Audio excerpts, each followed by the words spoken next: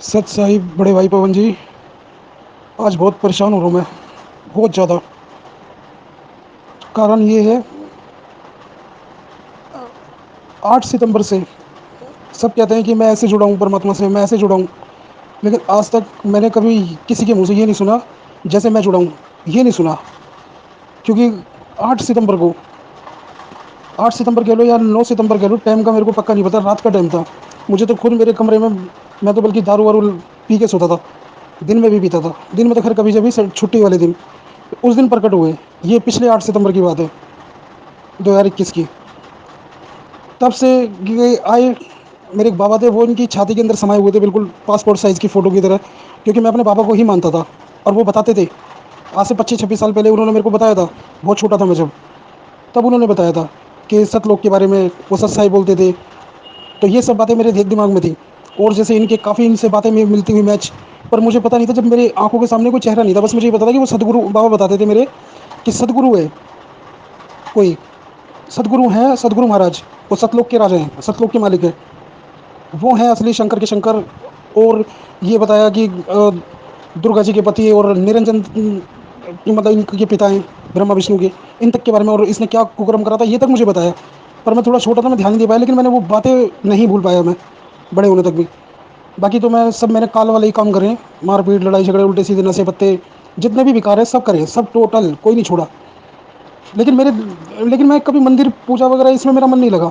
और मैं कभी भी अगर मुसीबत में होता या किसी भी चीज़ में होता तो मैं वही करता था, बस सतगुरु महाराज हैं, सारे भगवानों के भगवान। मेरे दिल में ये बात घर कर गई थी, बस मैं उस पर चलता रहा, थोड़ा बहुत जो भी चलता रहा। और उल्टे विकार, उल्टे काम करता रहा। फिर ये 8 सितंबर को प्रमाण लेकर मेरे बाबा इनकी समाये हुए थे। ये बातें मैं आज इसलिए कर रहा हूँ क्योंकि आज मेरी परमात्मा से भी झगड़ा हो गया, बहुत झगड़ा हुआ है। गलती मेरी है सारी, चिड़चिड़ा हो गया मैं। बल्कि आप ये कहते हैं ना, मैनेजमेंट काल के दूत है, नहीं। आज तो ऐसा लग रहा है कि साक्षात काल मेरे अंदर ही समाया हुआ है। मैंने परमात्मा से झगड़ा करा अभी, और मैंने बोल दिया, मैं ना तो मैं तुम्हारी भक्ति के लायक हूँ, और ना मैं, कुछ भी हो जाए, आपकी बात में दम है, आपको मैं पहचान गया हूँ, सब कुछ है। क्योंकि आपके वो सुन के मैंने सिर्फ, जब मैंने देखा कि मेरे कमरे में जब ये आए थे, तो मैं बाबा को देख रहा हूँ और इनको देख रहा हूँ। मैं अपने बाबा से पूछ रहा हूँ, बाबा ये कौन है और तुम ऐसे क्यों? तो फिर इन्होंने कुछ नहीं बोला, ये मेरी तरफ मुस्कुराया और इन्होंने हाथ बढ़ा दिया। जैसे ही इन्होंने हाथ बढ़ाया, मैं इनके पास चलाया और इन्होंने मेरे को सीने से लगा लिया, और मैं लग भी गया। और ये बिल्कुल हकीकत की बात है।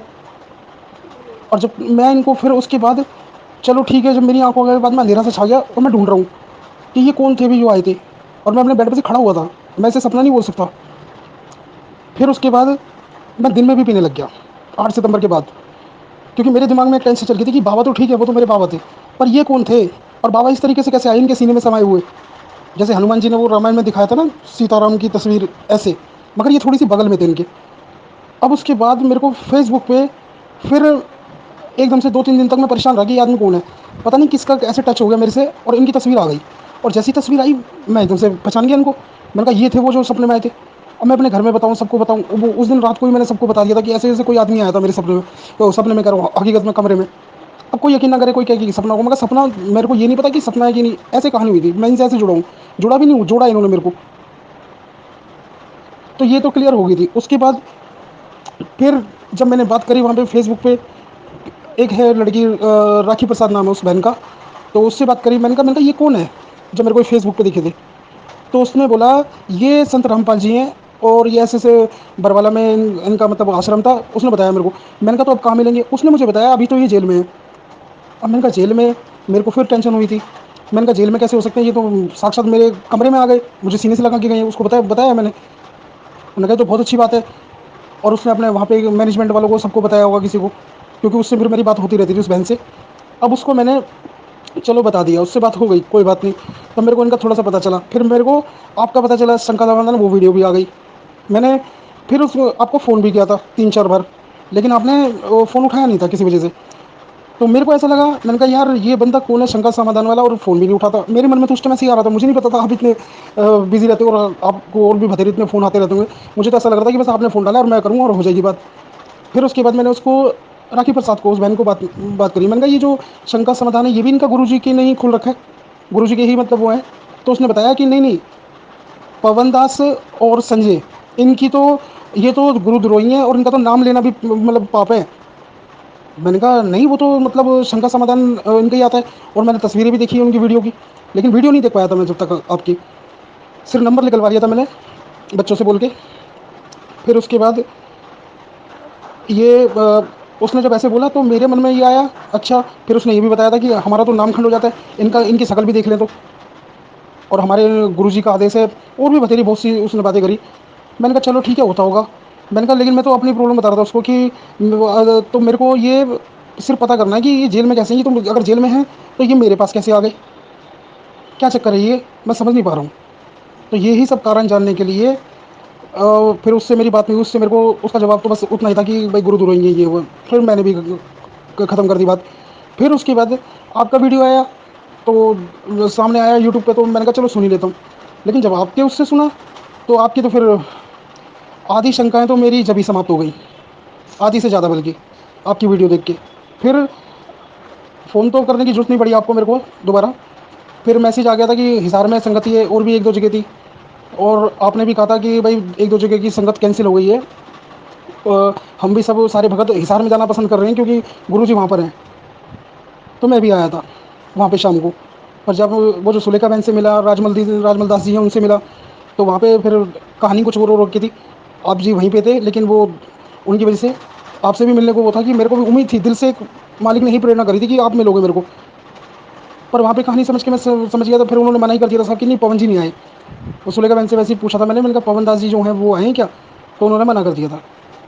फिर मैं कोई बात नहीं, वहाँ से दंडवत करके मालिक को निकल गया था। और भी तीन चार भगत भाई वहाँ मिल गए थे, हम सब निकल गए थे। मैनेजमेंट वाले एक दो बंदे हमारे पीछे भी आए थे, ऑटो तक पीछा करा था उन्होंने स्कूटी पे।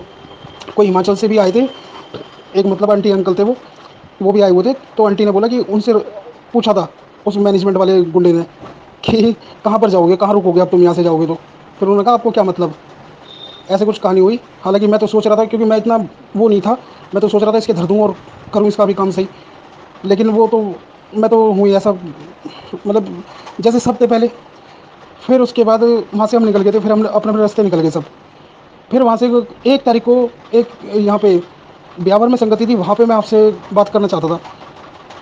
मैं ब्यावर गया, मेरे को पक्का नहीं पता था आप मिलोगे वहाँ, लेकिन मेरे को अंदर से थी प्रेरणा कि मिलोगे। मैंने कहा बाकी तो मैं मालिक तुम का तो की संगत में तो जा ही रहा हूँ, मैं कोई बात नहीं, मालिक की संगत तो है ही, आपसे बात करूँगा, ये सब बातें थी।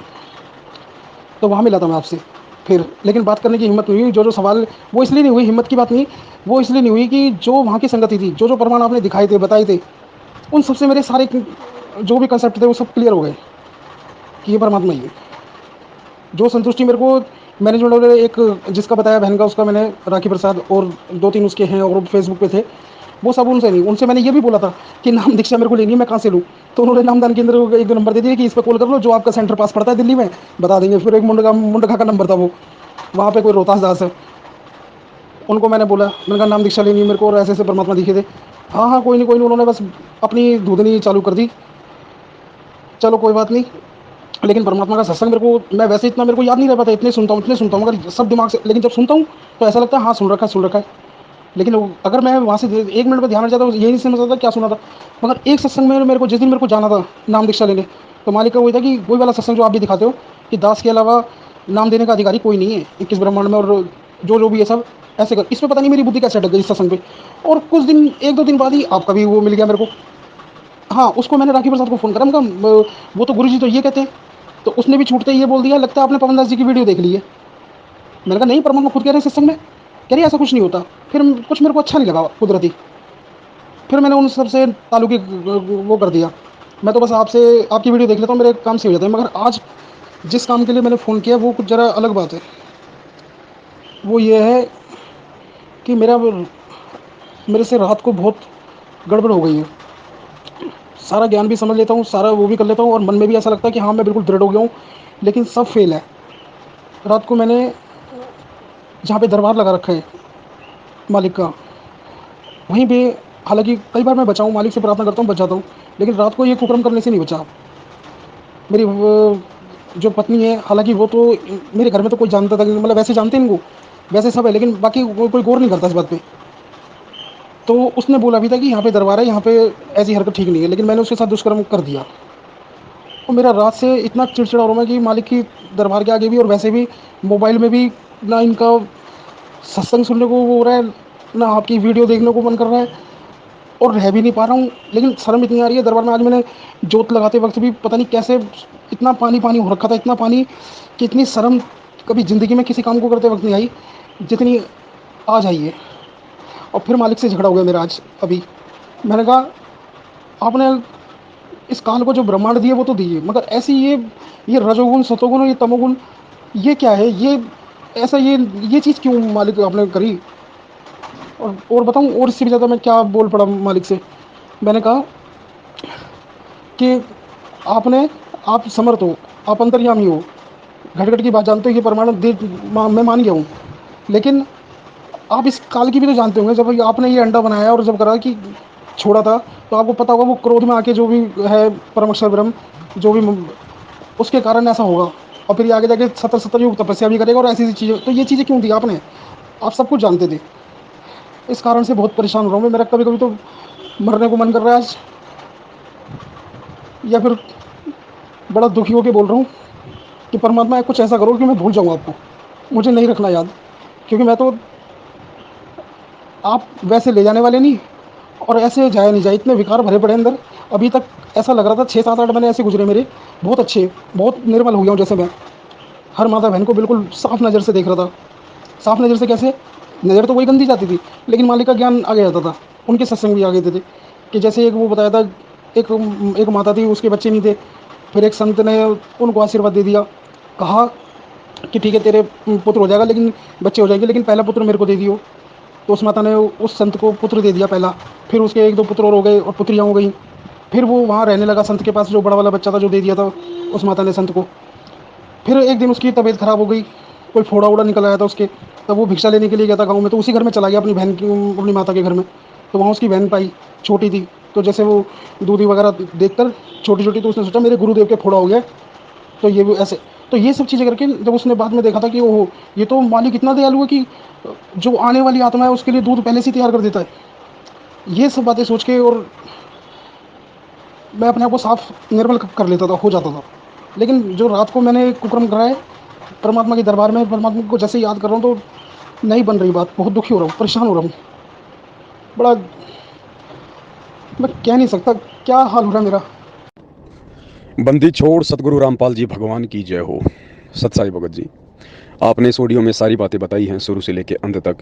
और वर्तमान में काल प्रेरणा से आपसे जो गलती हुई है अपनी ही पत्नी के साथ में परमात्मा के दरबार वाले कमरे में ही आपने जो पति पत्नी संबंध स्थापित किए, उसको लेके अंदर से कहीं ना कहीं आप जी विचलित हो रहे हैं और आपके अंदर तरह तरह के विचार उत्पन्न हो रहे हैं। आपने परमात्मा को भी भला बुरा कहा, बहुत सारी बातें आपने बताई। आप कह रहे हैं कि मैं भक्ति भूल जाऊँ, भगवान को भूल जाऊँ, ऐसे ऐसे विचार आ रहे हैं। ये 4 दिन के विचार है भगत जी, ये केवल काल प्रेरणा से 4 दिन के विचार हैं। आप कुछ ना करो, चुपचाप बैठ जाओ, 5-6 दिन बाद में फिर आप इसी भक्ति पे आ जाओगे। आपके पास दूसरा ऑप्शन ही नहीं है। धर्मदास को परमात्मा मिले मथुरा में और गीता जी का ज्ञान समझाया, हकीकत बताई। उसके बाद में धर्मदास जी ने परमात्मा के साथ में उल्टे सीधे सवाल जवाब किए, परमात्मा अंतर्ध्यान हुए। अंतर्ध्यान होने के बाद में धर्मदास को पश्चाताप हुआ। और क्या बताया गुरु जी ने कि धर्मदास ने कहा कि परमात्मा पहले वाली तो भक्ति करने का जी नहीं करता बिल्कुल भी, क्योंकि आपने देवी देवताओं की जड़ समझा दी और आप हो गए अंतर्ध्यान, आप मुझे मिल नहीं रहे, आगे का रास्ता मुझे कौन बताएगा। तो धर्मदास बीच में अटक गया। तो ठीक इसी प्रकार भगत जी, ये जो काल है ना, ये मन रूप में हर आत्मा के साथ में है, हर शरीर में है। और काल का तो काम है वो अपना काम करेगा पूरा। भगवान का काम है हमारे को भक्ति से जोड़ना, हमारे को नाम उपदेश देना, हमारे को सद्मार्ग बताना, आगे बढ़ने की सत प्रेरणा देना। और काल का काम क्या है? परमात्मा के बताए गए मार्ग के विपरीत चलने की कुप्रेरणा करना, भक्ति में हमारा मन ना लग जाए इसलिए हमसे कोई न कोई कुबद करवा देना, हमारे मन में तरह तरह के कुविचार उत्पन्न कर देना। काल हमें अशांत करना चाहता है, काल हमारे को विचलित करना चाहता है कि इस भगवान की भक्ति को हम सीधे सीधे ना कर लें। तो इसमें भगत जी विचलित होने की जरूरत नहीं है। काल का जो काम है वो काल कर रहा है, लेकिन आपको उस काल के ऊपर विजय प्राप्त करवाने के लिए, उस काल की इन सूक्ष्म चाल को काटने के लिए भगवान ने जो तत्व ज्ञान रूपी अस्त्र शस्त्र दिए हैं, आप उनका भी तो प्रयोग करो। आप काल के हथियार से तो आप जी घायल हो गए, लेकिन भगवान ने उपचार के लिए भी तो तत्व ज्ञान दिया है, उसका भी तो भगत जी प्रयोग करो। काल ने अपना काम कर दिया, अब परमात्मा ने हमें जो समाधान दिए हैं उनका भी तो प्रयोग करो भगत जी। ज्ञान आधार से समझो इन चीज़ों को। ठीक है, परमात्मा का ज्ञान होने के बाद में पति पत्नी संबंध कोई गलत नहीं होते। परमात्मा कहते हैं इंद्रिय कर्म ना लगे लगारम, जो भक्ति करे निर्द्वंद रहे। अगर आप सत भक्ति कर रहे हैं, मर्यादा में हैं, तो परमात्मा ने बताया कि भगत को जति होना चाहिए। जति मतलब जैसे लक्ष्मण जी थे, वो केवल अपनी पत्नी तक ही सीमित थे। तो यदि आप शादीशुदा हैं और आपको परमात्मा का नाम मिल गया है, तो आप जी जति की भूमिका निभाओ, केवल अपनी पत्नी तक ही आप सीमित रहो। तो आप केवल अपनी पत्नी तक ही सीमित हैं, आपने किसी और के साथ तो कुकर्म किया नहीं। मन आपका विचलित इसलिए है कि आपने परमात्मा के दरबार पे किया। तो ठीक है, ये हमसे गलती हुई है भगत जी। इस भक्ति मार्ग में आने के बाद यदि हम शादीशुदा हैं तो दो चीज़ें हमें गांठ बांध लेनी चाहिए। पहली बात तो अपनी स्त्री के अलावा हम किसी और की तरफ को दृष्टि ना डालें, हम किसी और के अंदर ऐसे काम वासना वाले भाव ना लेके आएँ। दूसरा, हम अपने घर पे भगत जी, विशेषकर जहाँ परमात्मा का दरबार है और दिन में हम किसी भी प्रकार की कोई भी रति क्रिया से हम बचें। अगर ऐसी कोई बाधा है तो परमात्मा ने रात्रि बनाई है भगत जी। दिन में हम जो है पति पत्नी संबंध वाले जो कर्म है वो ना करें, ये हम विशेष तौर से ध्यान रखें। और परमात्मा जी के दरबार में तो विशेष तौर पे हम केवल अपनी जो भक्ति भाव है, जो पूजा पाठ है, उसी के लिए हम रहें। अब यहाँ सवाल एक नया खड़ा हो जाएगा, बहुत सारे भगत भाई बहन ऐसे हैं जिनकी आर्थिक स्थिति कमज़ोर है, या जो किराए के मकान में रहते हैं, केवल एक ही मकान है, रसोई है, बाथरूम है, अब उनको खाना भी उसी मकान में बनाना पड़ता है, रहना भी उसी मकान में पड़ता है, पति पत्नी हैं, बच्चे हैं। तो फिर उनके सामने समस्या आ जाएगी कि साहब हमारे पास तो एक ही मकान है, हमें तो उसी मकान में सब कुछ खाना पीना रहना करना पड़ता है। तो देखिए, अगर वो बड़ा सा मकान है, केवल एक ही मकान है, तो एक तरफ आप परमात्मा का वहाँ पे दरबार रख दीजिएगा और अपनी आत्म संतुष्टि के लिए परमात्मा के दरबार पे आप एक पर्दा लगा दीजिएगा।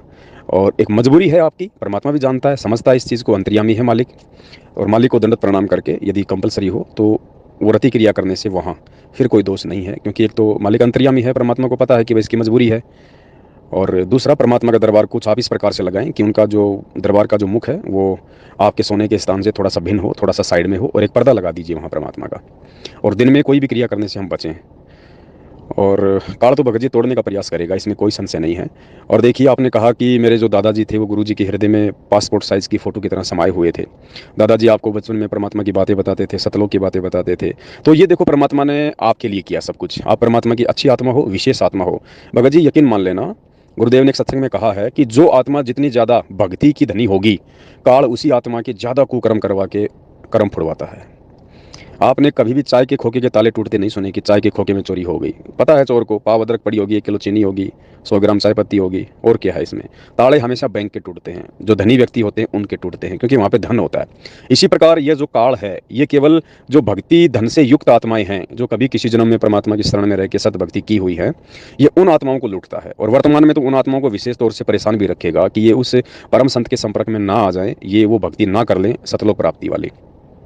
बचपन में आपके दादाजी आपको जो बातें बताया करते थे, फिर बाद में 8 सितंबर के दिन गुरुजी ने आपको सारा दृश्य दिखाया, आपके दादाजी को भी अपने पास में दिखाया। तो सबसे पहले तो आपको ये संतुष्टि हो जानी चाहिए कि आज आपके दादाजी कहीं ना कहीं सतगुरुदेव जी के संपर्क में हैं, वे जरूर कहीं ना कहीं अपनी भक्ति कर रहे हैं मानव जन्म प्राप्त करके। तो दादाजी के प्रति तो आपका संदेह बिल्कुल समाप्त हो जाना चाहिए।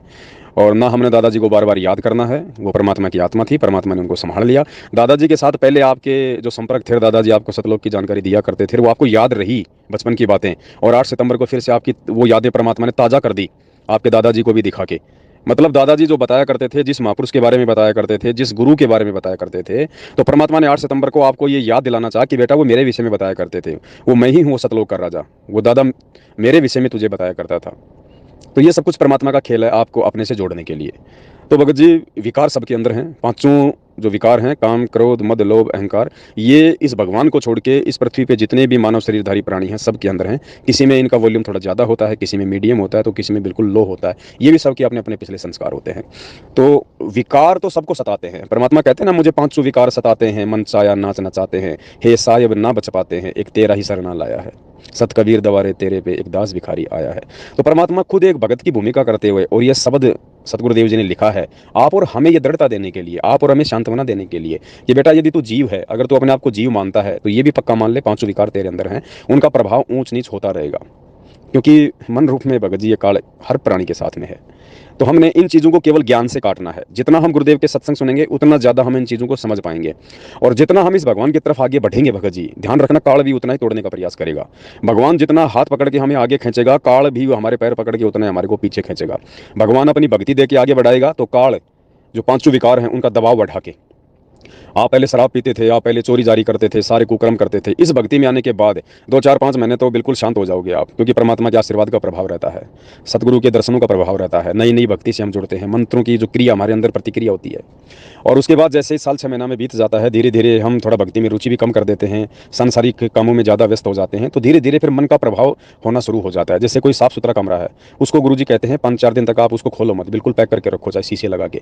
7 दिन बाद खोलोगे तो उसमें मिट्टी जमी पाएगी, अंदर धूल जमी पाएगी, क्योंकि वहाँ पे साफ सफाई हो नहीं रही थी। ठीक इसी प्रकार नाम दीक्षा लेने के बाद यदि हम नियमित रूप से मंत्र, आरती, सुमरण, गुरुजी का सत्संग सुनना, ये सब कुछ सारी क्रिया नहीं करेंगे, हमारे अंतःकरण की सफाई नहीं करेंगे, सत्संग से अगर हम इनको पहुंचा नहीं मारेंगे, तो भगत जी काल का जो प्रभाव है 5 गुणों का, वो धीरे धीरे धीरे धीरे वो जंग कितना हमारे अंदर जमना शुरू हो जाता है। तो परमात्मा ने बताया कि ना चाहते हुए भी, क्योंकि मन नहीं लगेगा हमारा, लेकिन मन ना लगे तो इसका मतलब ये नहीं कि हम लोग भक्ति ना करें। गुरुदेव ने बताया कि चाहे आप कितने डिस्टर्ब हो, यहाँ तक कि यदि आपके परिवार में किसी की डेथ भी हो जाती है, उस दिन भी आपने 3 समय की आरती घर में जोत लगाना नहीं छोड़ना है। अब इतना आदेश दे रखा भगवान ने। तो बाकी छोटी छोटी घटनाएं तो भगत जी होती रहेंगी, हमारे साथ भी होती हैं, आपके साथ भी हो रही हैं, और सबके साथ हो रही हैं। कोई ना बतावे तो इसका मतलब ये थोड़ी है कि वो किसी के साथ हो नहीं रही। आपने बता दिया तो ठीक है, कोई लोग नहीं बता पाते, कोई लोग ज्ञान आधार से उसका समाधान निकाल लेते हैं कि भाई ठीक है, काल का तो काम है हमारे को विचलित करने का, वो तो करेगा।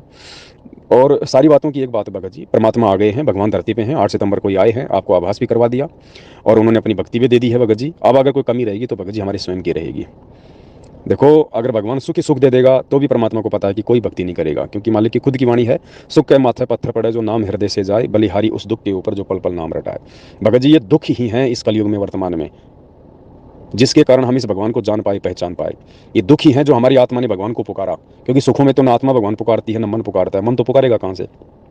इसलिए परमात्मा कहते हैं सुख के माथे पत्थर पड़े जो नाम हृदय से जाए, और बलिहारी उस दुख के ऊपर जो पल पल नाम रटाए। वो दुख भला जिससे गुरुजी याद आते रहे, परमात्मा की भक्ति याद आती रहे। भगत जी, अगर सुख दे दिए तो कोई भी इस परमात्मा की शरण में नहीं रहेगा। गुरुजी को पता है इस बात का। हम तो जीव हैं, हम तो सोच लेते हैं परमात्मा मेरा बस ये काम हो जाए, फिर तेरी भक्ति मैं अच्छे से करूंगा, डट के करूंगा, टाइम पे करूंगा। मालिक को पता है ना, जैसे सुख हो गया तुरंत मन बैठ जाएगा अंदर। वो तो अंतर्यामी परमात्मा है, हम तो जीव है, हम तो अपनी सोच आधार से सोचते हैं, लेकिन भगवान तो अंतर्यामी है, उनको तो आगे का दिखाई देता है। तो भगत जी, विकार सबके अंदर हैं, मेरे में भी हैं, आप में भी हैं, बाकी जितने भी भगत हैं सबके अंदर है, जगत में तो हैं। इन विकारों पे काबू प्राप्त करने का तरीका परमात्मा की भक्ति है। जैसे भी आपसे हो टूटी फूटी, थोड़ी बहुत ज़्यादा करते रहो, छोड़ो मत। और तीसरा, आपने जो कहा कि आपने काल क्यों बनाया, आपने मन क्यों बनाया, आपने विकार क्यों बनाए। देखो भगत जी, बात ऐसी है, ये सृष्टि रचना का खेल है। सृष्टि केवल सतलोक में ही नहीं है। हमें सतलोक में परमात्मा क्यों लेके आए, परमात्मा ने सतलोक में अंडे से काल क्यों उत्पन्न किया, ये बहुत लंबी चौड़ी कहानी है। परमात्मा ने बताया 4 लोक हैं ऊपर, सबसे पहले अनामी लोक, फिर आगम लोक, फिर अलख लोक, नीचे का ये सतलोक है। भगत जी, ऐसी बात नहीं है, पहले हम सतलोक से पहले हम लोग अलख लोक में थे, फिर हम लोग आगम लोक में थे, उससे पहले हम अनामी लोक में भी थे। हमने गलतियां की है वहाँ पे, क्योंकि हम आत्मा हैं, हम जीव हैं, हम भगवान नहीं हैं। लोग चाहे कोई भी हो, गलतियां हमसे होती हैं, ये हमारी फितरत है। हमने ऊपर के लोकों में जब हम रहा करते थे, हम सतलोक की तरह, तो भगत जी हमसे गलतियां हुई हैं, और परमात्मा हमें उन गलतियों का दंड देते हुए, हमें अपनी जानकारी करवाते हुए। देखो, सतलोक में यदि हम भगवान को भगवान मान लेते, सतलोक में यदि हमारे को पूर्ण तत्व ज्ञान होता, तो भगत जी हम क्यों अपने भगवान से आस्था हटा के हम इस काल के चक्कर में आते, क्यों हम नीचे यहाँ पे धक्के खाते आज 21 ब्रह्मांड में गधे कुत्ते सूअर बन के। इसका मतलब सतलोक में हम थे जरूर, लेकिन हमें सतलोक में भगवान की जो पहचान होनी चाहिए थी ना, परमात्मा के गुणों का जो महत्व, जो जानकारी हमें होनी चाहिए थी ना, वो नहीं थी हमें। हम धोखा खा रहे थे वहाँ पे, क्योंकि सतलोक में इतने सुख हैं, आदमी कहाँ भगवान को याद करेगा, कहाँ भगवान को भगवान मानेगा। यहाँ कोई सरपंच बन जाए, उसको कह दो गुरुजी से नाम ले लो, बोलेगा कहाँ किस नास्तिक के फंस गया तू, मेरे को बर्बाद करेगा। और सतलोक में तो ये मालिक कहते हैं 4 मुक्ति जहाँ चंपी करती माया होरी दासी। ये ब्रह्मा विष्णु महेश से बड़ी बड़ी शक्तियाँ तो वहाँ पे हमारे पैरों के नाखून साफ करती हैं। तो वहाँ पे हम कैसे उस भगवान को पहचान लेते। सुख मिल रहे थे हमें वहाँ पे। एक धनी जो बेटा होता है वो अपने बाप को नहीं समझ पाता, वो सोचता बस ऐसे ही होता है, सबके माँ बाप ऐसे सबको ऐसे लाभ देते हैं, ऐसी सबको मौज मस्ती मिलती है। लेकिन जो एक गरीब तबके का जो लड़का है, जो सुबह कमाता है, शाम को बड़ी मुश्किल से 2 रुपये लाता है और खाता है, अपने बच्चों को खिलाता है, उसको पता है कि धन का महत्व क्या है। जिसके बाप नहीं है, जो खुद फिर मेहनत करता है, परिवार चलाता है, उसको पता है कि बाप का महत्व क्या है। तो सतलोक में हमें अपने गुरुजी के महत्व का नहीं पता था। तो ये महत्व याद दिलाने के लिए कि भगवान क्या वस्तु होती है, भगवान क्या है, भगवान के क्या गुण हैं, भगवान को किस भाव से देखना चाहिए, भगवान की कैसे पूजा करनी चाहिए, तो ये सारी चीज़ें हमें याद दिलाने के लिए, हमें आभास करवाने के लिए। कहीं हमने कोई सतलोक में गलती थोड़ी करी है भगत जी। हमने ऊपर के लोकों में जब हम रहा करते थे, वहाँ भी हमने गलतियाँ की हैं, जिसकी सजा पाते पाते पाते पाते हम सतलोक में आए। सतलोक से फिर परमात्मा ने हमारे को इसी किस ब्रह्मांड में भेजा, और आज हमें वास्तव में उस परमात्मा के महत्व का, उसके गुणों का ज्ञान हो रहा है। इस काल भगवान के द्वारा दंडित किए जाने के बाद आज हम इतने दुखी, इतने परेशान, कोई किसी का पैर कटा पड़ा है, किसी की आंख खराब है, किसी का कान खराब है, किसी के बच्चे घर से बाहर निकाल रहे हैं, कोई आर्थिक दृष्टि से दुखी है, कोई अपने पति से दुखी है, कोई अपनी पत्नी से दुखी है, कोई समाज से दुखी है, कोई काम धंधे से दुखी है, कोई बीमारी से ग्रस्त है। आज पता चल रहा है हमें, और आज भगवान ने आके फिर हमारी सुध ली और आज भगवान ने हमें सृष्टि रचना सुनाई, परमात्मा ने अपने अपने गुणों का हमारे को ज्ञान कराया, तो आज हमें पता चल रहा है ना इस बात का कि भगवान क्या वस्तु होती है। आज हमें कालकार भगवान का दोनों का डिफरेंट पता चल रहा है ना, कि काल कौन है और वो भगवान कौन है। तो भगत जी आज हमें परमात्मा की महत्वता का पता चल रहा है, और ये महत्वता हमें याद रहे, हम सतलोक में जाएंगे तो भी हमें ये महत्वता याद रहेगी, फिर हम दोबारा कभी जिंदगी में गलती नहीं करेंगे। तो यहाँ से जो हम सबसे नीचे कैटेगरी में हम लोग आ चुके हैं आज 21 ब्रह्मांड में, आज परमात्मा हमें यहाँ से और अपनी जानकारी करवा के, अपने यानी स्वयं के यानी भगवान के गुणों का महत्व बता के, ताकि हमें याद रहे, हम फिर से धोखा ना खाएं, हम फिर से किसी के चक्कर में ना आए, हम केवल अपने परमात्मा की शरण में रहें, भगवान से बढ़ के हम किसी को ना माने, किसी को ना देखें। आज इस पृथ्वी लोक पे परमात्मा हमारी रिहर्सल करवा रहा है वो सारी। और जब हमें ये सब कुछ हमारी, क्योंकि देखो भगत जी कोई भी चीज़ होती है ना वो आत्मा ने स्वीकार करनी होती है। शरीर तो आज इंसान का है, कल छूटेगा, दूसरे इंसान का मिल जाएगा। ये शरीर से कोई लेना देना नहीं है। शरीर का तो काम केवल इतना है कि इसमें आत्मा प्रवेश है और हम केवल भक्ति कर पा रहे हैं। अंदर से परमात्मा आत्मा को रिचार्ज करता है, आत्मा को रिचार्ज करता है परमात्मा। जैसे भगत जी मान लीजिए 2 मोबाइल हैं, एक मोबाइल आपका फूट गया, और जब मोबाइल फूटा उस समय उसकी बैटरी 70% चार्ज थी। अब मोबाइल तो फूट गया, मोबाइल समझ लो ये शरीर है, और अंदर से जो बैटरी है वो समझ लो आत्मा है। तो जब वो मोबाइल सही था, हमने उसको चार्ज किया, और 70% तक वो चार्ज हो गया था, किसी कारण से मोबाइल घर की छत से नीचे गिर गया, वो फूट गया, किसी काम का नहीं है।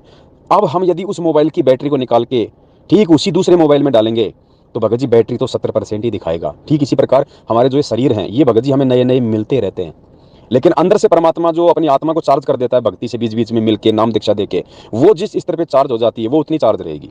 तो इसी प्रकार परमात्मा ने आत्मा को चार्ज करना है, और ये आत्मा भगत जी परमात्मा, यदि हम नियमित भक्ति करेंगे, मर्यादा में रहेंगे, इन विकारों से ज्ञान को आधार बना के हम लड़ेंगे, तो हमारी बैटरी चार्ज होती जा रही है, आत्मा चार्ज होती जा रही है। और आत्मा जब फुल चार्ज हो जाएगी, और आत्मा उसी समय फुल चार्ज हो जाएगी, सबसे पहले तो गुरु को भगवान माने, गुरु के अलावा किसी में भी कोई आस्था ना रखे। परमात्मा कहते हैं गुरु सेवय कोई चतुर सयाना, गुरु पढ़तर कोई और नाना। गुरु के समान दूसरा कोई नहीं होना चाहिए। ये कागज की फोटो, ये दाढ़ी मूंछ वाली फोटो, जब तक ये हमारे दिलो दिमाग से, हमारे घरों से नहीं हटेगी, तब तक तो हमारी भक्ति भी नहीं चलेगी। और जिस दिन हमारी आत्मा फुल चार्ज हो जाएगी, फिर परमात्मा हमें सतलोक ले जाएंगे। अब सतलोक जाने के बाद भगत जी फिर ऊपर की भक्ति करनी है, ये थोड़ी कि सतलोक फाइनल है। सतलोक का केवल इतना महत्व है कि सतलोक जाने के बाद में आपको कोई दुख नहीं, कोई तकलीफ नहीं, कोई दर्द नहीं, कोई परेशानी नहीं। आपकी इच्छा है, आप ऊपर जाके ऊपर के लोगों की भक्ति करना चाहते हो या नहीं चाहते हो। अगर ऊपर के लोगों की भक्ति करना चाहते हो तो सतलोक से ऊपर जो लोक है, अलख लोक, उसमें भगत जी उतने सुख है जितना 21 ब्रह्मांड की तुलना में सतलोक में सुख है। आज यहाँ 21 ब्रह्मांड में देख लो क्या सुख है, इससे कितने गुना ज्यादा सुख आपको सतलोक में मिलेंगे। ठीक ऐसे ही सतलोक से ज्यादा सुख फिर ऊपर के लोक में है, अलख लोक में।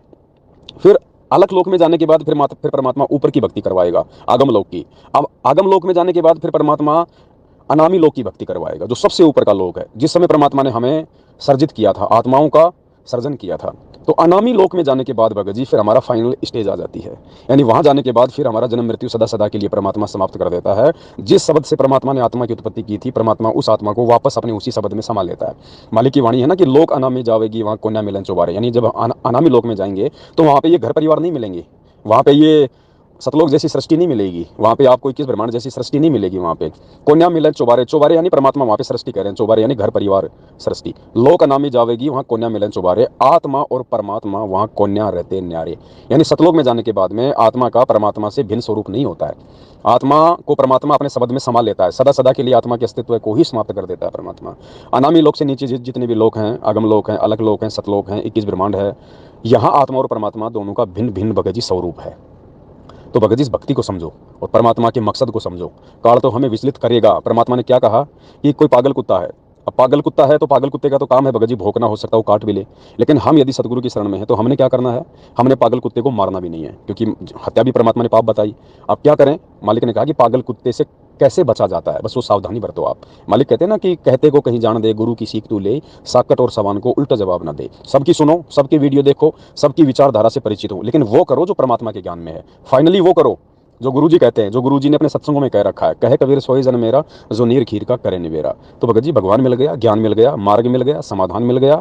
अब हमने किसी भी चीज़ को सोचने समझने में देरी नहीं करनी चाहिए। ये 5 विकार हैं भगत जी, एंड समय तक रहेंगे। ये आपके रोने धोने से, परमात्मा को भला बुरा कहने से ये समाप्त नहीं होने वाले। परमात्मा ने इनके ऊपर काबू प्राप्त करवाने का जो तरीका है वो हमारे को बता दिया है, अपनी भक्ति दे दी, अपने मंत्र दे दिए, साधना बता दी, नियम बता दिए, इन्हीं में रह के हम इनके ऊपर कंट्रोल कर सकते हैं। दूसरा, ये भक्ति छोड़ के आप चाहे गुरुजी की गोद में जाके बैठ जाओ, ये विकार कंट्रोल नहीं होंगे, क्योंकि डॉक्टर ने मरीज का ऑपरेशन कर दिया, गोली दवाई दे दी, अब गोली दवाई से ही उसका रोग ठीक होगा। आप गोली दवाई ना खा के चाहे डॉक्टर के घर पे जाके बैठ जाओ उसकी गोद में, आपका रोग ठीक नहीं होना भगत जी।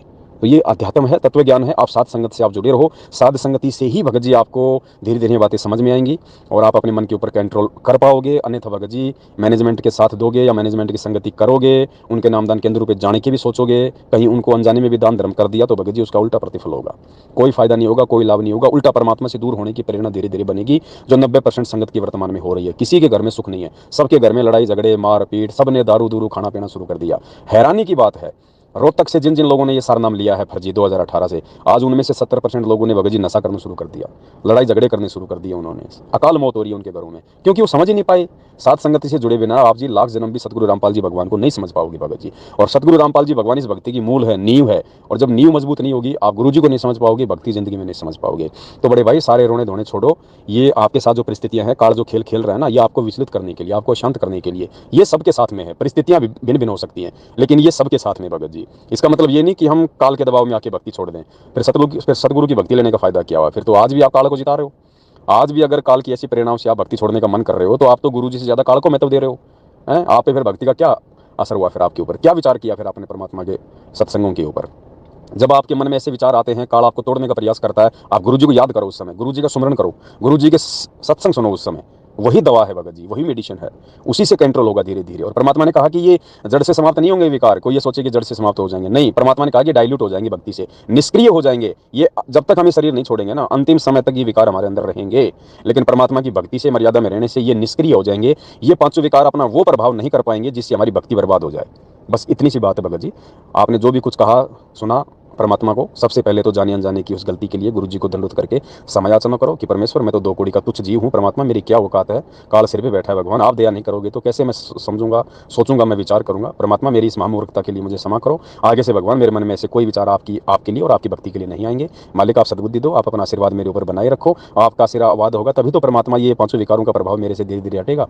तो ऐसा करके भगवान को भगत जी राजी करो, परमात्मा को प्रसन्न करो और वापस भक्ति में लगो। अपने घर में मालिक का वैसे दरबार लगा के वैसा ही करो। और जो जो क्रिया आपसे जो हो गई है, जो अपने घर पे दरबार के सामने अपनी पत्नी के साथ में, तो कोई बात नहीं भगत जी, जाने अनजाने में गलतियां हो जाती हैं, हम जीव हैं, काल भगवान का इतना ज़्यादा प्रेशर है, हम कई बार सहन नहीं कर पाते हैं, तो गलतियां हो जाती हैं। और गलती होने के बाद आपके अंदर जो पश्चाताप हो रहा है ना भगत जी, ये बहुत बहुत ज़रूरी है।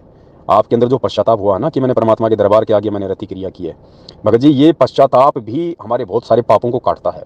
ये पहचान है, ये पश्चाताप सबको नहीं होता भगत जी, गलत काम करके किसी भाग्यवान आत्मा को ही पश्चाताप होता है, क्योंकि विचार करने की सद्बुद्धि केवल अच्छी आत्माओं में होती है, हंस आत्माओं में होती है। तो आपके अंदर जो पश्चाताप की जो आग जो जली हुई है ना, ये कहीं ना कहीं आपके पाप कर्मों का नाश कर रही है। कहीं ना कहीं आप इस पश्चाताप के माध्यम से आप सुधार की ओर आगे बढ़ रहे हैं। क्योंकि जब आदमी पश्चाताप नहीं करेगा, आदमी विचार नहीं करेगा, फिर वो उस कर्म को सुधारेगा कैसे? सुधारेगा वही जो विचार करेगा, जो पश्चाताप करेगा। तो आगे हमसे ऐसी गलती ना हो, उसके लिए हम गुरु जी को दंडवत करके समायाचना करें। और आप इस गलती को भूल जाओ भगत जी, अगर आप इसको याद रखोगे तो बड़े भाई फिर आपके मन में वही विचार आते रहेंगे। ऐसी गलतियां हमसे भी हुई हैं, सबसे होती रहती हैं, आगे ना हो इसके लिए हम गुरु जी को हम प्रार्थना करें। ऐसा थोड़ी है कि नाम ले लिया तो हमसे गलती नहीं होगी।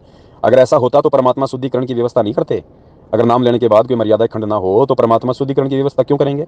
शुद्धिकरण की व्यवस्था क्यों की भगवान ने कि ये बच्चे नए नए हैं, काल इनको एकदम से भक्ति पे नहीं टिकने देगा, 100 प्रकार की इनसे गलतियां करवाएगा, ये भी इतना जल्दी ज्ञान को समझ नहीं पाएंगे, इनसे भी जाने अनजाने में बहुत सारी गलतियां होंगी। तो ऐसी ही ये एक गलती है, ये जाने अनजाने की कह लो। अगर आपको मालूम था इस बात का तो फिर ये काल भगवान के 5 विकारों में जो रजोगुण का जो प्रभाव है उसकी अधिकता के चलते हुआ है। तो ये रजोगुण की अधिकता है, ये भगत जी नीचे आएगी तो परमात्मा की भक्ति से आएगी, परमात्मा से प्रार्थना करते रहने से होगी।